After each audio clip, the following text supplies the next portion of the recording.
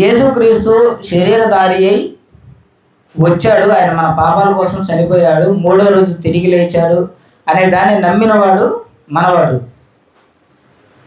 అది నమ్మకోకుండా యేసుక్రీస్తుని నమ్మనివాడు మనవాడు కాదు అనేది బైబిల్ గ్రంథం చాలా స్పష్టంగా చెప్తుంది. అంటే చాలామంది అబద్ధ ప్రవక్తలు వచ్చారు కదా, వీళ్ళని ఎలా గుర్తుపట్టాలి అంటే యేసుక్రీస్తుని నమ్మి ఆయన మరణాన్ని, పునరుద్ధానాన్ని, ఆయన తిరిగి లేవడాన్ని నమ్మి దీన్ని ప్రకటించేవాడు నిజమైన వాడు ప్రవక్త. ఇది ప్రకటించుకోకుండా యేసుక్రీస్తు రాలేదు అని మరో యేసుని కానీ లేదంటే మరొక ఆత్మను కానీ ప్రకటిస్తూ ఉంటే, ఎప్పుడైతే మీరు విన్న సమాచారానికి భిన్నంగా ప్రవర్తిస్తూ ఉంటే అది అబద్ధ ప్రవక్తలు. అంటే దేన్ని బట్టి తెలుసుకుంటాం మనం? రెండింటికి మధ్యలో వ్యత్యాసం ఏంటి? మనం విన్నదానికి ఇప్పుడు వాళ్ళు చెప్తున్న దానికి పొంతన ఉందా లేకపోతే వ్యత్యాసం ఉందా అని గమనించాలి. 500 రూపాయల నోట్లు మనకి ఇచ్చినప్పుడు 1-2 సార్లు తడుముతాం. ఎందుకని? దొంగ నోట్లు చలామణిలో ఉన్నాయి కాబట్టి వాటిని గుర్తించడానికి తడుముతాం. దాని మీద ఉన్న 500 రూపాయల ముద్రలు దాన్ని ఎలా చూస్తాం పరిశీలిస్తాం. అసలు నోటు మనం ఇంతకుముందు చూసాం కాబట్టి ఆ పోలికలు దీంట్లో ఉంటే దీన్ని ఎక్స్క్యూజ్ చేస్తాం. ఎలా చేస్తాం? ఆ ఒరిజినల్ నోటుకి ఏమాత్రమైనా సరే కుడి ఎడమగా ఉంటే డౌట్ వస్తే దాని వెంటనే కంబ్యాక్ ఇస్తాం, కంప్లైంట్ ఇస్తాం వాళ్ళ మీద, దొంగ నోట్లు ఇచ్చారు. అలాగే మీరు ఎట్లాగైతే దొంగ నోటిని పరీక్షించి తెలుసుకుంటారో అలాగే లోకంలో దేవుడి ఆత్మ సంబంధులు వీళ్ళ కాదు అనేది కూడా పరిశీలించాలి. ఎలా పరిశీలిస్తారంటే, యేసుక్రీస్తు మన పాపాల కోసం చనిపోయాడు, యేసుక్రీస్తు సమాధి చేయబడ్డాడు, తిరిగి లేచాడు కాబట్టి మనం పవిత్రంగా బ్రతకాలి, మన పాపాల కోసం చనిపోయాడు, ఇంకా ఆయన జీవితాన్ని మనం బ్రతకాలి అనే ఈ కోణంలో ఉన్నవాళ్ళని మాత్రమే మనం క్రైస్తవులుగా పరిగణించుకోవాలి. బైబిల్ కూడా అదే చెప్తుంది. ఇప్పుడు దీనికి వ్యతిరేకంగా డూప్లికేట్ ఎలా ఉంటారు అంటే, ఆదివారం పూట చర్చికి వస్తారు, ఆదివారం పూట పాటలు పాడతారు, ఆదివారం పూట ప్రార్థన చేస్తారు, కానీ రియాలిటీలో ఇక్కడ నుంచి ఇంటికి వెళ్ళిన తర్వాత నటనే వాళ్ళ జీవితం అయిపోద్ది. అబద్ధాలకు పరిమితం అవుతారు, మోసాలకి. దేవుడి కంటే ఎదుటి వ్యక్తిని ఎక్కువగా పొగిడే వ్యక్తులుగా జీవిస్తూ ఉంటారు. దేవుళ్ళు ఆనందించాల్సింది పోయి లోకల్లో అల్లరితో కూడిన ఆటపాటలకి, లోక జీవితానికి ఆకర్షితులు అవుతూ ఉంటారు. వీళ్ళు దేవుడి సంబంధులు కాదు అని బైబిల్ చాలా స్పష్టంగా చెప్తుంది. కాకపోతే ఈ బయట ఉన్న ఈ క్రైస్తవ ప్రపంచం కానీ బయట ఉన్న ప్రపంచం కానీ ఏమని ముద్రేసుకుందండి క్రైస్తవులు అంటే, ఆదివారం పూట చర్చికి వెళ్ళి ఆరాధన చేసేవాళ్ళు క్రైస్తవులు అనుకుంటుంది. కానీ యోహాను తను రాసిన మొదటి పత్రికలో చాలా స్పష్టంగా చెప్తున్నాడు, ఏది దేవుడి సంబంధమైన ఆత్మో, ఏది దేవుడి సంబంధం కాని ఆత్మో మీరు పరీక్షించండి, లేకపోతే మోసపోతారు. డూప్లికేట్ నోటు, 500 రూపాయల నోటు మీరు తీసేసుకొని జేబులో పెట్టుకున్నారనుకో, అది మీరు తీసుకున్నారు కానీ ఇంకొకళ్ళు తీసుకోరు దాన్ని. ఇప్పుడు మీరు 500 రూపాయల నోటు అనేది మోసపోయారా? మోసపోలేదా? ఆ డబ్బు కోల్పోయినట్టేగా. మీరు ఆ విలువ మీ దగ్గర నుంచి పోయింది. అలాగే ఎప్పుడైతే దేవుడు ఆత్మని పరిశీలించుకోకుండా దాంతో స్నేహం చేయడం, ఎప్పుడైతే దేవుడు ఆత్మని పరిశీలించుకోకుండా దాంతో కొనసాగడం మొదలు పెడితే మీకు విలువ ఉండదు. మీరు బైబిల్లో ఒక సందర్భాన్ని చూసుంటారు, బుద్ధి లేని కన్యకులు, బుద్ధి గల కన్యకులు అని. అందులో ఒక 5గురు వాళ్ళ ప్రయాణానికి కావాల్సిన నూనె, వాళ్ళ ప్రయాణానికి కావాల్సినటువంటి గుడ్డలు ఇవన్నీ సిద్ధం చేసుకుంటారు. ఒక 5గురు మాత్రం నిర్లక్ష్యంగా ఉంటారు. చివరిలో ఇదిగో మనిషి కుమారుడు వచ్చారు, తలుపులు తీస్తున్నారు అనగా, ఈ బుద్ధి లేని కన్యకులు మా దగ్గర నూనె కొంచెమే ఉంది, దారిలో అయిపోతావు, మీ దగ్గర నుండి నూనె ఇవ్వండి అని అడుగుతారు. అడిగినప్పుడు లేదు, ఇది మా వరకు కావాల్సినంత మేము పోగు చేసుకున్నాం, మీకు ఇస్తే మేము కూడా ఆగిపోతాం అంటే సపరేట్ చేస్తున్నారు. దొంగ నోట్ని సపరేట్ చేస్తున్నారు. అసలుకి యేసుక్రీస్తు అంటే దీని పోలిక మీకు చెప్తాను. సపరేట్ ఎలా చేస్తున్నారంటే, వీళ్ళకి ముందే తెలుసు వరుడు వస్తాడని, రాజకుమారుడు వస్తాడని తెలుసు. వస్తాడని తెలిసి వాళ్ళ ప్రయాణానికి నూనె కావాలి, బట్టలు కావాలి, సంబంధించినటువంటి వస్తువులు, తాళ్ళు కావాలి, ఇవన్నీ సమకూర్చుకుంటే వాళ్ళు ప్రయాణంలో చేరుకోగలరు. కానీ సమకూర్చుకోలేదంటే వీళ్ళు సోమరిపోతులు. ఏంటి? సోమరిపోతులు. అలాగే ప్రభు దాన్ని ఎందుకు చెప్పాడు అంటే, ఆయన రాకడ దగ్గరలో ఉంది, ఆయన వచ్చేటప్పటికి మీరు సత్క్రియలతో నిండి ఉండాలి. అంటే ఆయన వాడుకొనదగిన పాత్రలుగా ఉండాలి. ఆయన మీ చేయి పట్టుకొని మిమ్మల్ని నడిపించే వ్యక్తులుగా ఉండాలి మీరు. అంటే పాపాన్ని లోకాన్ని జయించిన వాళ్ళుగా ఉండాలి, ప్రభువుని ప్రేమించిన వాళ్ళుగా ఉండాలి, ప్రభు కోసం సిద్ధపడిన వాళ్ళుగా ఉండాలి. అలాగే ఆ బుద్ధి లేని కన్యకులు, బుద్ధిగల కన్యకుల్లాగా మనం కూడా ప్రభు ముందు నిలబడతాం ఒకరోజు. అప్పుడు పరలోక ద్వారాలు తెరవబడినప్పుడు మనకి ఎంట్రీ కోసం మనం వెళ్తూ ఉంటే మన దగ్గర ఉన్నటువంటి అసమర్థతని, మనం చేసినటువంటి నిర్లక్ష్యాన్ని, దేవుడిని గౌరవించని తనంతో మనం అక్కడ ఆగిపోతాం. మన లోపలికి రానివ్వరు. ఎందుకని? అమ్మ మీరు చేసుకున్న పుణ్యంలో, లేదంటే మీరు పాటించినటువంటి పరిశుద్ధతలో కొంచెం ఇమ్మంటే కుదరదు, పోయి తెచ్చుకోండి అంటారు. అప్పటికి వచ్చేసరికి సమయం ఉండదు, మనిషి కుమారుడు వెళ్ళిపోతాడు, మనం విడవబడతాం. అది పోలిక. అలాగే మనం ఎప్పుడైతే ఈ బుద్ధి కలిగిన కన్యకులు, బుద్ధి లేని కన్యకుల ట్రాప్లో పడకోకుండా వాళ్ళు సంపాదించుకున్నటువంటి ఆ నీతిని, పరిశుద్ధమైన మార్గాన్ని పట్టుకొని ఉన్నారో, అలాగే మనం కూడా ఏం చేయాలి అంటే ఈ లోకంలో ఉన్నంత వరకు ఏది దేవుడి సంబంధమైన ఆత్మో, ఏది దేవుడి సంబంధమైన కాని ఆత్మో గ్రహించి దేవుడి సంబంధమైన ఆత్మతో స్నేహం చేయాలి. అంటే వాళ్ళు ప్రార్థనలు ఇష్టపడతారు, అబద్ధాన్ని అసహించుకుంటారు. అంటే వాళ్ళు వాక్యాన్ని ఇష్టపడతారు, లోకంలో తిరుగుళ్ళు అసహించుకుంటారు. అంటే వాళ్ళు దేవుడు మాటని నెమరు వేసుకుంటారు. ఏదైనా పాపం చేసే పరిస్థితి వస్తే దేవుడు వద్దన్నాడు కదా అని దేవుడు మాటకు విలువించి పాపాన్ని వదిలేసుకుంటారు. ఇది నీతిని సంపాదించుకోవటం, అంటే దేవుడు సంబంధమైన ఆత్మలుగా బ్రతకడం. ఎప్పుడైతే దేవుడు సంబంధం కాని ఆత్మలు ఏం చేస్తాయంటే ఇక్కడ దేవుడు సంబంధమైన ఆత్మలు అన్నట్టు ముసుగేసుకుంటాయి, బుద్ధి లేని కన్యకల్లాగా. అర్థమవుతుందా? కానీ రియాలిటీ చెక్ చేస్తే రియాలిటీ చెక్లో దొరికిపోతారు. ఏంటి? కేవలం చర్చి దగ్గరే ముసుగు, చర్చి దాటిన తర్వాత ఆ ముసుగు తీసేస్తారు.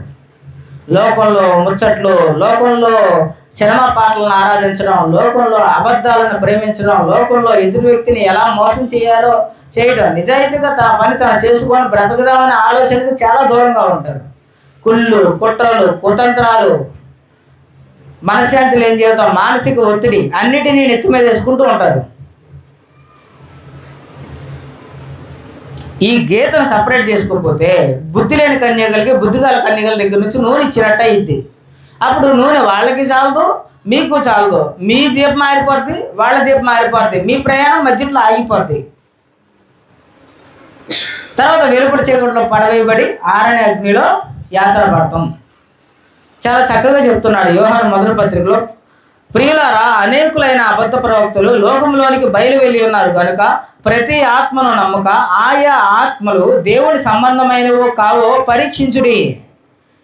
యేసుక్రీస్తు శరీరధారి వచ్చినని ఏ ఆత్మ ఒప్పుకొనో అది దేవుని సంబంధమైనది, ఏ ఆత్మ యేసును ఒప్పుకొనదో అది దేవుని సంబంధమైనది కాదు. దీనిని బట్టి దేవుని ఆత్మను మీరు ఎరుగుదురు. దీన్ని బట్టే మీరు దేవుడి ఆత్మను ఎరుగుతారు. యేసుక్రీస్తు శిలువ మరణ పునరుద్ధానాన్ని గౌరవించినవాడు పాపం చేయడానికి భయపడతాడు, పశ్చాత్తాపంలో మునుగుతాడు, ప్రతి క్షణం దేవుడి సహాయాన్ని వేడతాడు. పాపానికి అలవాటు పడిపోయిన బుద్ధి లేని కన్యకులు, అంటే దేవుడు ఆత్మ సంబంధం కాని వాళ్ళు, దేవుడితో సంబంధం లేని వాళ్ళు పాపంలో పడిపోతూ ఉంటారు. ఎప్పుడు పాపానికే ప్రిఫరెన్స్ ఇస్తూ ఉంటారు, ఎప్పుడు పాపానికే ప్రాధాన్యత ఇస్తూ ఉంటారు. కాబట్టి దేవుడిని ఎరిగావంటే దేవుడికి తగినట్టు బ్రతికితేనే నువ్వు దేవుడి సంబంధమైన ఆత్మవి. నాకు యేసుక్రీస్తు తెలుసని నువ్వు అబద్ధాల్లో, నువ్వు లోక నటనల్లో, లేదంటే ప్రపంచానికి నష్టం కలిగించే నీ పొరుగువాడిని బాధ పెట్టే పనుల్లో బ్రతుకుతూ ఉన్నావు అంటే పరిశీలించుకో, అది నటనతో కూడినటువంటి నాశనం. జెన్యూన్గా ఉండాలి. యేసుక్రీస్తు తెలియక ముందు లోకంలో రోజుకో రంగు మార్చాం, రోజుకో అబద్ధంలో బ్రతికాం, రోజుకో మోసంలో బ్రతికాం. కానీ యేసుక్రీస్తుని నమ్ముకున్న తర్వాత ఆయన నీతిని ఉచితంగా మనకి ఇచ్చాడు. మీరు ఇలా బ్రతకడానికి పుట్టిన వాళ్ళు కాదు, మిమ్మల్ని ఎలా చేశానంటే నా పోలికలో చేశాను, నేను పరిశుద్ధుడిని, మీరు ఇలాగే ఉండాలని నేను అనుకున్నాను. కానీ మీరు నా నుండి దూరంగా వెళ్ళిపోయారు, నా పోలికని అవమానిస్తున్నారు.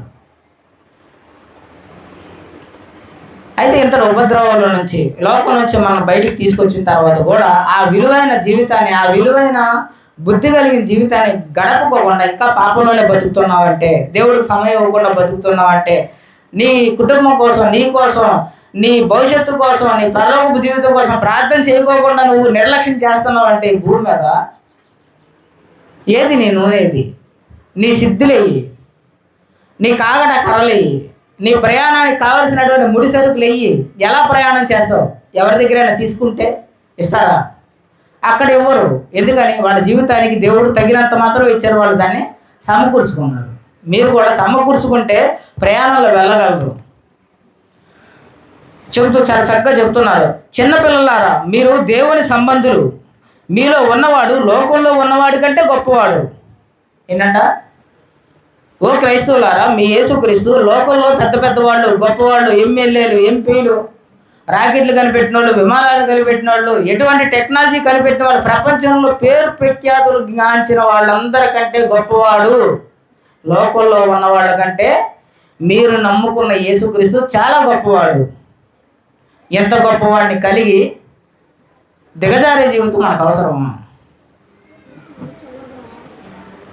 సత్యాన్ని విడిచిపెట్టి అసత్యానికి కొమ్ము కాసే జీవితం మనకు అవసరమా?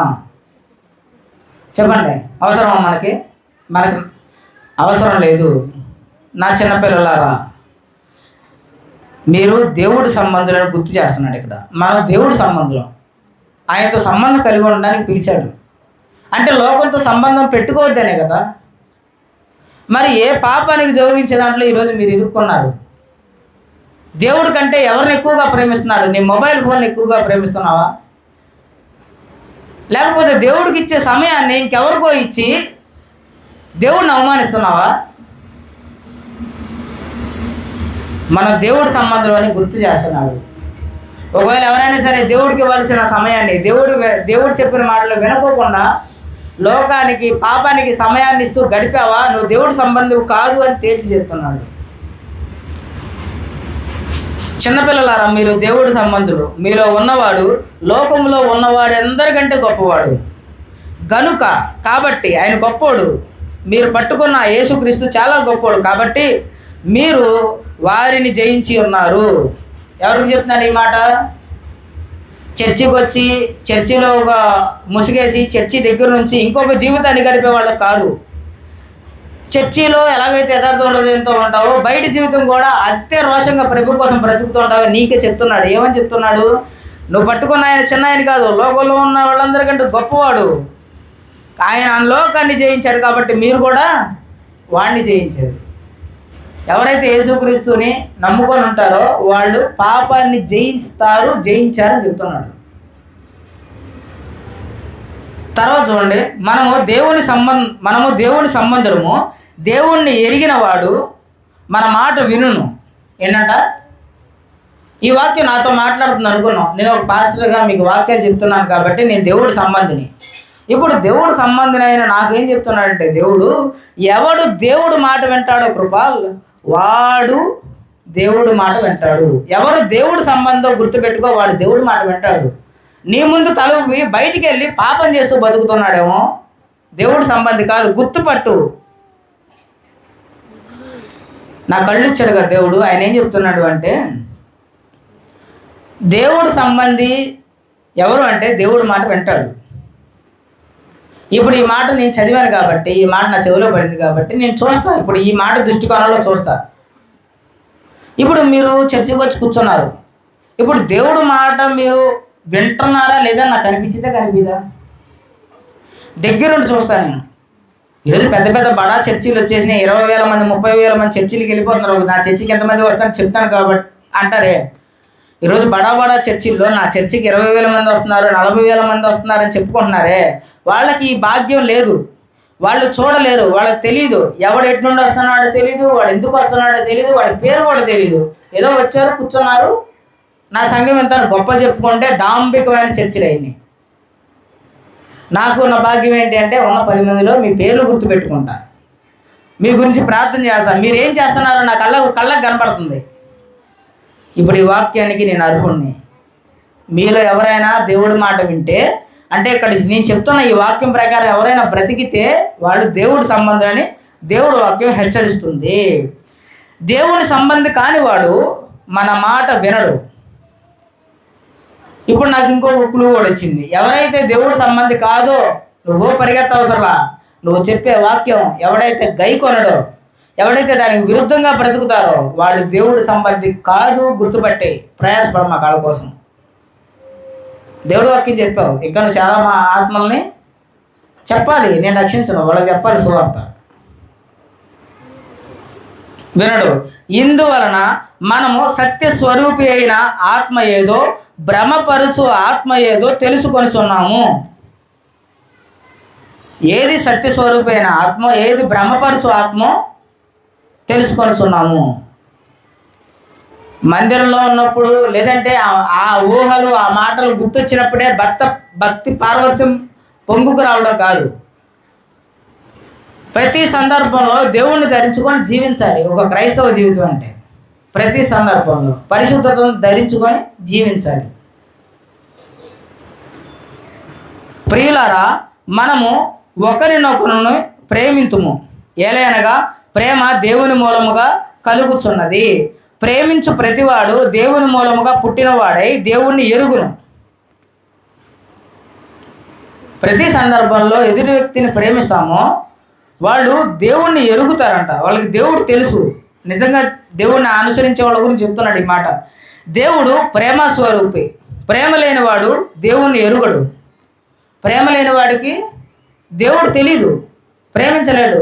వాడి జీవితం వాడిని ప్రేమించుకుంటాం, వాడి గొప్పలు, వాడి ఇష్టాలు, నేనే గొప్ప, నేనే ఇది, స్వయం ప్రేమ, వ్యాలిడేషన్ కోరుకుంటారు. అలాంటి వాడికి దేవుడు తెలీదు, నటించొచ్చేమో కానీ. మనము ఆయన ద్వారా జీవించినట్లు దేవుడు తన అద్వితీయ కుమారుణ్ణి లోకమునకు పంపెను. ఎవరి ద్వారా జీవించేటంట? యేసుక్రీస్తు ద్వారా మనం బతకాలని. మన బ్రతుకు యేసుక్రీస్తు వల్లే కుదిరిద్ది కాబట్టి ఆయన ప్రేమించిన తన ప్రియకుమారుణ్ణి భూమి మీదకి పంపించాడు. దీని వలన దేవుడు మన యందుంచిన ప్రేమ ప్రత్యక్షపరచబడెను. ఇందువలన దేవుడు మనల్ని ఎంత ప్రేమించాడో యేసుక్రీస్తును పంపించడం మూలానే తెలిసింది ప్రపంచానికి. పావులన్నీ వస్తున్నాయి, కర్రలతో కొట్టి చంపుతాం, అవునా? పాములు వస్తున్నాయి, కర్రలతో కొట్టి చంపుతాం. ఏ పాము మేలు కోరుకుంటాం? మనం కోరుకోం. పాముల కంటే ప్రమాదకరమైన వాళ్ళం మనం. పాము 2 నాలుకలు ఆడిస్తే మనం 10 నాలుకలు ఆడిస్తాం. అంత పాపులమైన మన గురించి మనల్ని దేవుడు ఎంత ప్రేమిస్తున్నాడో ఎలా చెప్తాడు? మనకి ఎలాగ అర్థమైద్ది? అరే, అన్నం తింటావా అని అడిగితే వాడిని ఏదో అవసరానికి అడిగినట్టున్నాడని వాడిని తప్పుగా చూస్తున్నావు అంటే మనం ఇట్లాగా ఎదుటి వ్యక్తి మంచి చేసినా చూడలేని కళ్ళుంటే మనం దేవుడి ప్రేమను ఎలా అర్థం చేసుకోగలం? నేను వచ్చి నిన్ను ప్రేమిస్తున్నానంటే ఆ ప్రేమనే చులకనగా చూసాం మనం. దేవుడు చెప్తే మనం వింటామా? కాబట్టి ఆయన ప్రేమ తారాస్థాయిలో ఉంది అని చూపించడమే సిలువలో ఆయన కుమారుణ్ణి సిలువలో నీ కోసం కాదనుకుంటాం, నీ కోసం వద్దనుకుంటాం. ఇందువలన ప్రత్యక్షపరచబడింది. దేవుడు మనల్ని ప్రేమిస్తున్నాడు, ప్రపంచంలో అందరికంటే ఎక్కువ ప్రేమిస్తున్నాడు అనే దానికి ఉదాహరణ ఏంటంటే తన కుమారుణ్ణి సిలువలో నీ కోసం కాదనుకుంటాం. తన కుమారుణ్ణి నీ కోసం కాదనుకుంటాం. మనము దేవుణ్ణి ప్రేమించితమని కాదు, తానే మనల్ని ప్రేమించి మన పాపములకు ప్రాయశ్చిత్తమై ఉండుటకు తన కుమారుణ్ణి పంపెను. ఏంటంట? మనం వెతికామా దేవుణ్ణి? మనం ప్రేమించామా దేవుణ్ణి? మనం నీతిగా బ్రతికామన్నా దేవుడు మనల్ని ప్రేమించడానికి? ఏ విషయంలో ఉన్నామని? నీతిమంతుడు లేడు, ఒక్కడు లేడు. అందరూ పాపం చేసి దేవుణ్ణి అనుగ్రహించు నీతిని, దేవుడు అనుగ్రహించేటువంటి మంచిని పొందుకోకుండా నాశనం అయిపోతున్నాం కదా. నీతిమంతులు లేడు, ఒక్కడు లేడు. అందరూ పాపం చేసి దేవుడు అనుగ్రహించు మహిమను కోల్పోయిన వాళ్ళమే మనం అందరం. అయితే దేవుడు ఏం చేశాడంటే మనం ప్రేమించకపోయినా తను ప్రేమిస్తున్నాడు. ఆయన ప్రేమ స్వరూపి కాబట్టి ఆ ప్రేమను ఎలా చూపించుకున్నాడు అంటే చూడండి, మనము దేవుణ్ణి ప్రేమించితమని కాదు, మనం దేవుణ్ణి ప్రేమించామని కాదు, ఆయన మనల్ని ప్రేమించింది. తానే మనల్ని ప్రేమించి దేవుడే ముందు ప్రేమించాడు. లోకాసు వార్తలో చాలా అద్భుతమైన మాట ఉండిద్ది. మొదట ఆయన ప్రేమించాడు కాబట్టే మనం ప్రేమ నేర్చుకున్నామని. అలాగే మనం ప్రేమించేవాళ్ళమని కాదంట, ఆయనే ప్రేమించాడు మనల్ని.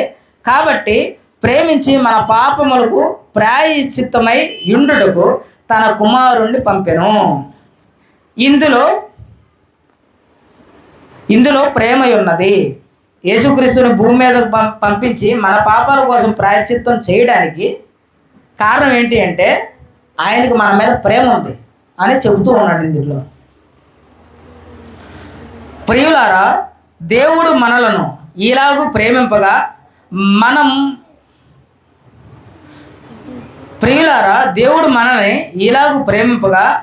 మనం ఒకరినొకడు ప్రేమింపబద్ధులమై ఉన్నాము. దేవుడే ఎందుకు కొరగాని పాపంలో కూరుకుపోయిన నిన్ను నన్ను తన కొడుకునే చంపి మిమ్మల్ని క్షమించి అంత ప్రేమ చూపితే మనం కనీసం ఒకళ్ళని ప్రేమించడానికి బద్ధులమై ఉన్నాం. ఏంటి? ఒకళ్ళు ప్రేమించడానికి బద్ధులమై ఉన్నాం మనం. అందుకే చూడండి, క్రైస్తవ మిషనరీలుగా భారతదేశానికి వస్తే భర్తని పిల్లల్ని చంపితే వాళ్ళని క్షమించగలిగింది ఒక ఆమె. ఎంతకంటే పాపులుగా ఉన్నప్పుడు దేవుడు మనల్ని క్షమించాడు కాబట్టి నా భర్తనే నా పిల్లల్ని చంపారు, వీళ్ళని నేను క్రీస్తు పేరిట క్షమిస్తున్నాను. కోర్టులో ఒక మాట ఉంది. ఏ మానవుడు దేవుణ్ణి ఎప్పుడునూ చూడలేదు. చూడలేదు. మనం ఒకరినొకడు ప్రేమించిన ఎడల దేవుడు మన యందు నిలిచి ఉండును. ఏ మనిషి దేవుణ్ణి చూడలేదు. అయితే దేవుడు వచ్చి నీలో ఉండాలి అంటే, నీ దగ్గర ఉండాలి అంటే ఒకరినొకడు ప్రేమించుకోండి. స్వార్థం లేకుండా గౌరవించండి, రెస్పెక్ట్ చేయండి. వాళ్ళ ఆలోచనలకి, వాళ్ళ ఉద్దేశాలకి, వాళ్ళ ఫీలింగ్స్కి రెస్పెక్ట్ ఇవ్వండి. స్వయం ప్రేమ కాదు, నిన్ను నువ్వు ప్రేమించుకుంటావు కాదు. నీ పొరుగు వాడిని ప్రేమించు, వాడి ఆలోచనలు గౌరవించు, వాడి ఎమోషన్స్కి విలువవు. అప్పుడే దేవుడు నీతో ఉంటాడు, నీలో నివసిస్తాడు. మనలో ఎవ్వడునో ఎప్పుడు దేవుడిని చూడలేదు. ఆ చూడని దేవుడు, కనిపించని దేవుడు నీ దగ్గర నీలో ఉండాలి అంటే నీ ఎదుటోడిని ప్రేమించు, వాడి తప్పులు క్షమించు, వాడితో ప్రేమగా ఉండు. నటించు మాకు ప్రేమ. గొడవ పెట్టుకుంటే తత్వం నుంచి బయటికి రా, ప్రేమించే తత్వంలోకి రా, క్షమించే తత్వంలోకి రా. దేవుడు నీ యందు నివసిస్తాడు అనేది ఈ లేఖనం చెబుతుంది. ఆయన ప్రేమ మన యందు సంపూర్ణమగును. అంతేకాదు దేవుడు ప్రేమ మనలో పూర్తి అయ్యిద్ది. ఆయన ప్రేమ ఏం చేయగలదో మొత్తం చేయగలదు ఒకరినొకరు ప్రేమించినప్పుడు. దీని వలన మనము ఆయన యందు నిలిచి ఉన్నామనియు ఆయన మన యందున్నాడని తెలుసుకొనుచున్నాము. ఒకరినొకరు ప్రేమించి ఒకరినొకరిని ద్వేషించుకోకుండా దేవుడి మాటకు లోబడి దేవుడి మాటని గైకొంటా ఉండి పాపాన్ని అసహించుకుంటూ ఉంటే దేవుడు మన యందు ఉన్నాడు అనడానికి రుజువు. దేవుడు నా పట్ల చిత్తం ఏంటి అంటారు కదా, నా విషయంలో దేవుడు చిత్తం ఏంటో అని భ్రమలో బతుకుతూ ఉంటారు. ఇదే దేవుడి చిత్తం. ప్రియులారా, అబద్ధాన్ని నమ్మమాకండి. సత్య స్వరూపి అయిన యేసు నీ పాపాల కోసం చనిపోయాడు, ఆయన తిరిగి లేచాడు. ఆయన్ని గౌరవించి పాపాన్ని అసహించుకో, మంచిని స్వీకరించు, ప్రేమ కలిగి జీవించు, నీ పొరుగు వాడిని ప్రేమించు. ఇందు మూలంగా దేవుడు సంబంధం అని తెలియబడింది. అంతేకాదు దేవుడు కూడా నీతో ఉన్నాడని రుజువు. అదే దేవుడి చిత్తం. ప్రతి దాంట్లో దేవుడి చిత్తం ఏంటి అంటే నిన్ను వల్ల నీ పొరుగు వారిని ప్రేమించు, క్షమ కలిగి ఉండు, పాపాన్ని అసహించుకో. దేవుడు నీ పాపాల కోసం చనిపోయాడు, ఆయన సమాధి చేపట్టాడు, మూడో రోజున సరిశరీరుడుగా తిరిగి లేచాడు. ఒకనొక రోజు నేను ఈ భూమి మీద చనిపోతాను, పరలోకంలో నన్ను తిరిగి లేపుతాడు. దేవుడికి మహిమ కలుగును గాక. ఏలయనగా ఆయన మనము తన ఆత్మలో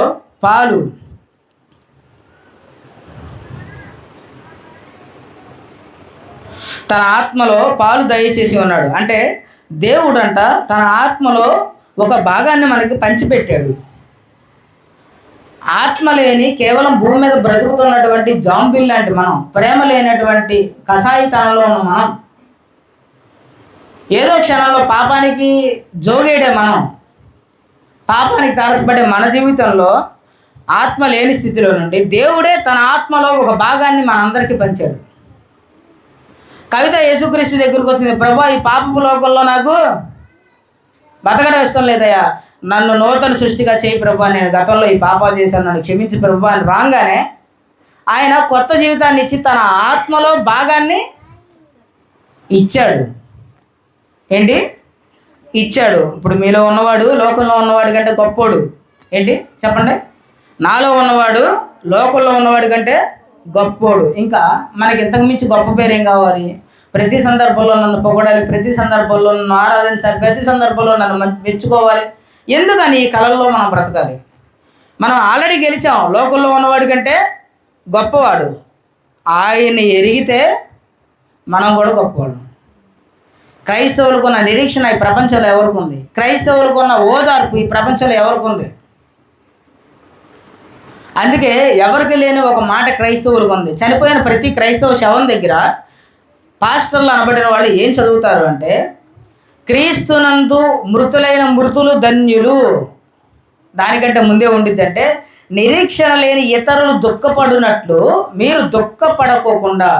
అంటే ఏ గురి గమ్యం లేదు. తిన్నాం, తాగాం, తిరిగాం, కోరికలన్నీ నెరవేర్చుకున్నాం, అది కట్టుకున్నాం, ఇది కట్టుకున్నాం, అది ఇచ్చాం, ఇది ఇచ్చాం, పిల్లల జీవితం సెట్ అయింది అని చివరి క్షణంలో ఏంటో నా జీవితం అని గురి గమ్యం లేకుండా చనిపోయే వాళ్ళలాగా మనం బాధపడడానికి వీలు లేదు.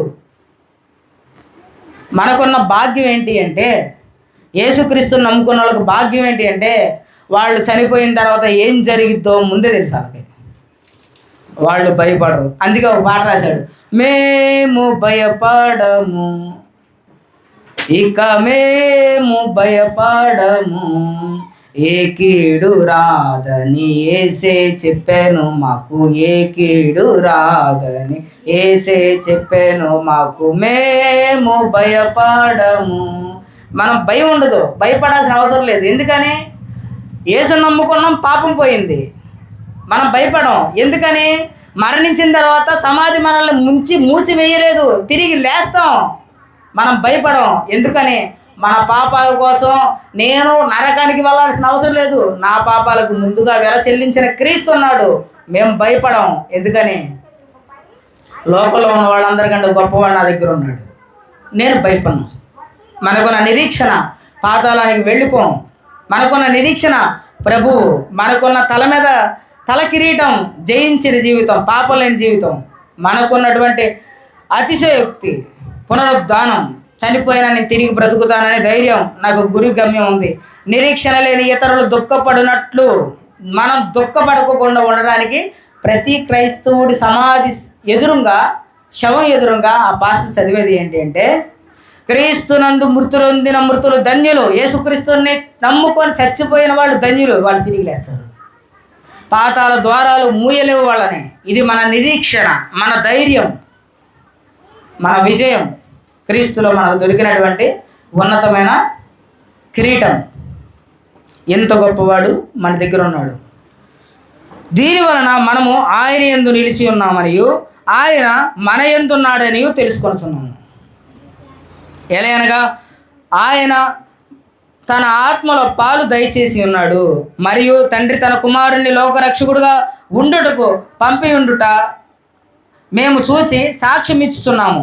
ఏంటంటే, తండ్రి తన కుమారుణ్ణి లోకరక్షకుడిగా పంపి ఉన్నాడని మేము చూచి సాక్ష్యం ఇస్తున్నామని అపోస్తులు చెప్తున్నారు. వీళ్ళేమో మామూలుగా చెప్పిన వాళ్ళు కాదు, మామూలుగా చచ్చిపోయిన వాళ్ళు కూడా కాదు. ఏదైనా ఒక విషయాన్ని తెలియజేయడానికి కొంతమందిని ఉద్యోగంలో చేర్చుకుంటారు. వాళ్ళని ఏమంటారంటే సేల్స్ మ్యాన్స్ అంటారు, లేకపోతే సేల్స్ స్టాఫ్ అంటారు. వాళ్ళు వెళ్తూ ఉంటారు, వాళ్ళ కంపెనీ గొప్పదనం గురించి చెప్తూ ఉంటారు. ఒకనాడు జీతం ఆగిపోయింది అనుకో, వాళ్ళ నోట్లో మాట కూడా ఆగిపోద్ది. అలాగ బయలుదేరిన వాళ్ళు కాదు అపోస్తలులు. వాళ్ళు ఎవరంటే నిజాన్ని పట్టుకొని వచ్చారు. ఎలా తెలుస్తుంది వాళ్ళు పట్టుకున్న ఈ బైబిల్లో ఉన్న మాటలు నిజమని? ఒక సబ్బు గురించి జీతం ఇస్తేనే చెప్తాడు, కానీ ప్రాణం పెట్టేశారు అంటే అది నిజం అయి ఉండిద్ది. ఏ మనిషి అయినా సరే తన ప్రాణాన్ని కాపాడుకోవడానికి సమస్తాన్ని ఇచ్చిండు కదా అని యోబు గ్రంథంలో చెప్తున్నాడు. యోబు శరీరం దగ్గర అపవాది వేసిన పన్నాగం అది. నువ్వు ఆ యోబు శరీరాన్ని, ఆత్మని నువ్వు కాపాడుతున్నావు కాబట్టి యోబు ఇంకా నిన్ను స్తుతిస్తున్నాడు. అన్నీ పోయినా కానీ తన శరీరం ఉంది కదా ఆరోగ్యంగా, అందుకే ఇంకా నిన్ను స్తుతిస్తున్నాడని యోబు గురించి చెప్పింది. అయితే యోబు ప్రాణం తప్పించి శరీరం ఆరోగ్యం నీకు ఇస్తున్నాను అనగానే కురుపులు వస్తాయి ఒంటి నిండా. అలాగే అయితే ఈ శరీరాన్ని కూడా కాదనుకొని తలకిందులుగా సిలువ వేయబడిన వాళ్ళు కొంతమంది చర్మాలు బతికుండగానే చర్మాలు ఒలిచారు. యేసుక్రీస్తు దేవుడు కాదని చెప్పు, మీరు చెప్పేది అబద్ధం అని చెప్పు అంటే, మేము చెప్పేది నిజం, ఎంతవరకు నన్ను చంపకుండా ఎందుకున్నావు నువ్వు? అంటే ఎంత నిజమై ఉంటే ఆ నరకం, ఎంత నిజమై ఉంటే ఆ పరలోకం, ఎంత నిజమై ఉంటే యేసు దేవుడని, ఆయన రక్షణ నిజమని చనిపోతారు, చర్మాలు ఒలిపించుకుంటారు. మరణం తర్వాత భయంకరమైన యాతన ఉంది, మీరందరూ రక్షణ పొందండి అని సువార్త చెప్పి ఎందుకు కాల్పించుకుంటారు? వేడి నూనెలో ఎందుకు ఏగుతారు? వాళ్ళు చెప్పే సమాచారం ఎంత సత్యమై ఉంటే వాళ్ళు మన కోసం ప్రాణాలు కోల్పోతారు. నిగూఢ సత్యం బైబిల్ చాలా ఖచ్చితం. భూమి మీద అన్నీ ఉన్నా రాలిపోయినా కానీ దేవుడి మాట నెరవేరే వరకు సున్నా పోదు, పొల్లిపోదు. నేటి వరకు అదే జరుగుతుంది. ఎవరైతే ఇందులో ఉన్నటువంటి ప్రవచన వాక్యాన్ని గైకొంటాడో వాడు ధన్యుడు. ఇందులో ఉన్న ప్రవచన వాక్యాన్ని నిర్లక్ష్యం చేస్తూ బ్రతుకుతాడో వాడు అన్యుడు. దేవుడు ఉగ్రతం పాత్రుడు అవుతాడు. వేడి నూనెలో బతికొండగానాలో తోసేశారు. క్రైస్తవులు ఈ సువార్త చెప్తూ ఉంటే, మీ పాపాలు మానుకోండి, వ్యభిచారాన్ని మానుకోండి, నీతిగా బ్రతకండి, పొరుగువాడిని ప్రేమించండి, దేవుడు రాజ్యం వస్తుంది, మిమ్మల్ని నరకానిలో వేసే సమయం దగ్గర ఉంది, ఆయన రెండో రాకడ ఉంది, ఈ సువార్త నమ్మి మారు మనసు పొందండి అంటే చెప్పిన వాళ్ళని స్తంభాలకి అడ్డొకడిని ఇడ్డొకడిని కట్టేసి గొడ్డలు చుట్టేసి మొత్తం ఒట్టి నిండా కదులుతుంటే వేడి నూనె పోసి తగలబెట్టి దాంట్లో పార్టీ చేసుకున్నారు. ఆ వెలుగుల్లో వాళ్ళు అరుస్తూ ఉంటే, అంటే ఈ సమాచారంలో ఎంత నిజం లేకపోతే ఈ సమాచారం కోసం ప్రాణాలు పెడతారు, కొట్టించుకుంటారు, జీవోత్సవాలు మిగులుతారు. ఈ బైబిల్ నిజం. బైబిల్లో ఆయన చెప్పింది 100కి 100 జరిగి తీరిద్ది. ఈ భూమి మీద జరిగిన పాపానికి శిక్ష విధించబడుద్ది. ఎవరైతే నాకు తెలియదు ప్రభువా నన్ను రక్షించని వస్తాడో వాడు రక్షించబడతాడు. ఆయన నమ్ముకొని కూడా మనం ఈ ధన్యత కలిగినటువంటి పుస్తకాన్ని పక్కన పెట్టి బ్రతుకుతుంటే మన దేవుడి ఆత్మ కాదు, పరాయి ఆత్మ. గుర్తించండి, ఆయన మన కోసం చనిపోయాడు అనేది చిన్న విషయం కాదు. ఈ వార్త మనందరికి తెలియజేయడానికి ప్రాణాలు కోల్పోయారు. వాళ్ళకి జీవితాలు ఇవ్వా, వాళ్ళ జీవితాలు ఉన్నాయి, కానీ కాదనుకున్నారంటే ప్రేమించారు. ఇందువలన వాళ్ళు దేవుడు సంబంధులు. వాళ్ళ మాట విని నీతిగా బ్రతికితే మనం కూడా దేవుడి సంబంధం, లేకపోతే మనకి దేవుడికి సంబంధం లేదు. యోహాను రాసిన మొదటి పత్రికలో 1వ అధ్యాయం నుంచి 15వ వచనం నుంచి 1వ వచనం వరకు ఉన్న యోహాను మొదటి పత్రికలో 1వ వచనం దగ్గర నుంచి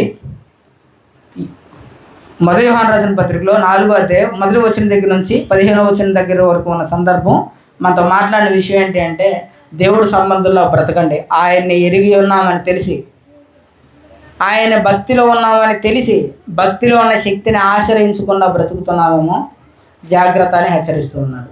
దేవుడి ఈ వాక్యం దీవించి మీ వినికిడిలో నా వినికిడిలో స్థిరపరచును గాక. ప్రార్థన చేసుకున్నాం.